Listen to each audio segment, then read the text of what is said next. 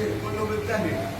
الفساد والمعاصي والذنوب ما يبقى شيء، ينتهي كل شيء، يزول كل شيء، لا يبقى شيء. هذه الدنيا لا تنفع شيء، فكيف هذه الطاعة تكون طاعة وعبادة لله حتى لما يكون هذا الإنسان من المنعمين. هذا الإنسان يمشي على الصراط، وهذا الصراط أرق من الشعرة وأحد من السيف 3000 عام. هذا الصراط 3000 عام، وهذا بيكون علق ولا رجليه ولا فخذه ولا عفويه ولا صدره، من الناس يرجون على الجامع وعذب في النار، والنار بتفور نار جهنم، وعرق شديد وحر شديد وعذاب. المرأة المتبرجة بعلقوها من صدرها من شعرها وضموها في نار جهنم، لأنه ما كان يصلي، ما كان يتوجه إلى الله، كان في حياته المعاصي والذنوب ولبس القصير أو المنكرات والحمرة والتبرج والعطور. هذا الإنسان يتوجه إلى الله، يحب الأعمال الصالحة، ما يجتهد في أي طريق غير طريق النبي صلى الله عليه وسلم، يحب الصلاة، يحب الدين، يحب الطاعة. أما اللي ما بيصلي بكرة بتعذب، بكرة بيجي يدفع باله شجاع الأقرع في القبر.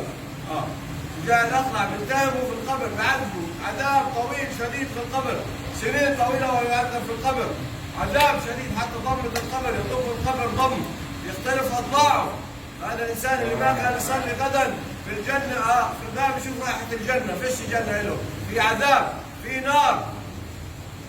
أما أهل الجنة بيستقبلوهم استقبال من الحور واستقبال من الغلمان ونعيم حقيقي في الجنة. بيرى في الجنة قديش بيكون طوله، قديش بيكون عرضه، بيقول يلبس 70 حلة، الجنة بيلبس 70 ثوب الجنة، قديش كله بيلمع وكله بيضوي، كله نور، كله نور من نور الله سبحانه وتعالى. في الجنة هذا الإنسان يقول لك بيشرب من أنهار العسل، عسل وماء، من أنهار الماء بيشرب ماء بهالكلل، وبيشرب بالنعم، ما في علق، فيش براز، فيش بول، نعيم حقيقي في الجنة. وكل أغلاب الطيور والحيوانات بتاكل العظم ما بترموهوش، بعاود بحيي الله سبحانه وتعالى، بيمشي هذا العظم، يتنعم هذا الإنسان، ذهب نعيم، الذهب يكون على الرجال أجمل من النساء، يكون قاعد مبسوط زي قاعدة الملوك في الجنة، الحور حواليه متفرج ومبسوط ومتنعم في الجنة. قوة الله سبحانه وتعالى بيعطيه قوة 100 رجل، قوة 100 رجل الله بيعطيه،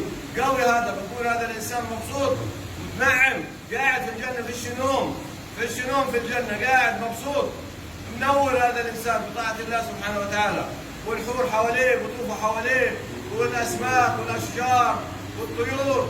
هذا الإنسان مملكة في الجنة، مملكة. قال الحور يرى الماء وهو بينزل من زورها، فرحان ومبسوط ومبتسم. هذه الدنيا في كلها أزواج وحمرة.